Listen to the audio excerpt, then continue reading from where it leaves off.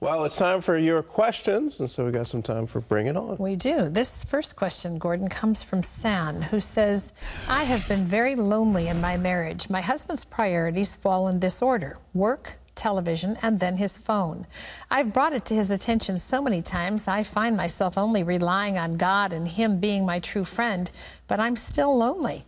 Yes, I have God to turn to, and I talk to God all day, every day, but it would be nice to have a husband in my life who I can truly share my life with. What should I do? San, I'll say what my father would say. You made the vow. You got into marriage with him. And so often in marriage, you get into a lifetime vow, and people change, and they start going their separate ways. They drift apart. You can go into a lot of, whys and what are the various reasons for them.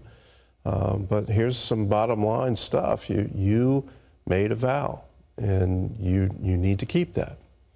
The second part is not very encouraging either. You can't make him love you. There's really nothing you can do to make him love you. You can continue to show him respect. That's the biblical mandate for a wife. You need to continue to show him respect. I would encourage you, can you find life outside? Can you find a friend? Can you find a Bible study group? Can you find a prayer group? Can you find a church group? Can you volunteer? Can you do things where you go out and have a life? And enjoy it. That's what Jesus came to do, that we might have abundance, life in abundance. And I would also add this to it: pray. You can't do it, God can. He can change a heart. He can melt a heart. So just continue to pray, continue to stay in prayer specifically for your husband, and bless him in that. Mm-hmm. This is Michael, who says, how do I receive healing? Oh boy, Michael. Yeah. Okay, I got a minute and a half. I got a minute. Let's go to Mark chapter 11.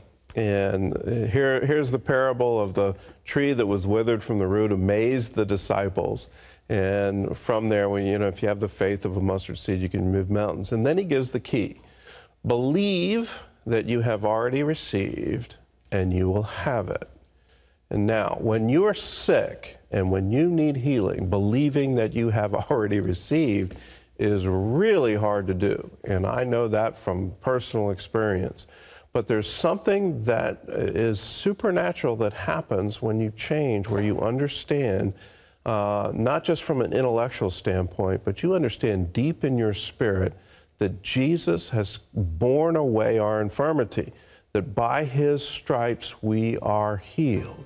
We need to have these verses quickened to us in our innermost being, and that's the believe that you have already received, and then you will have it.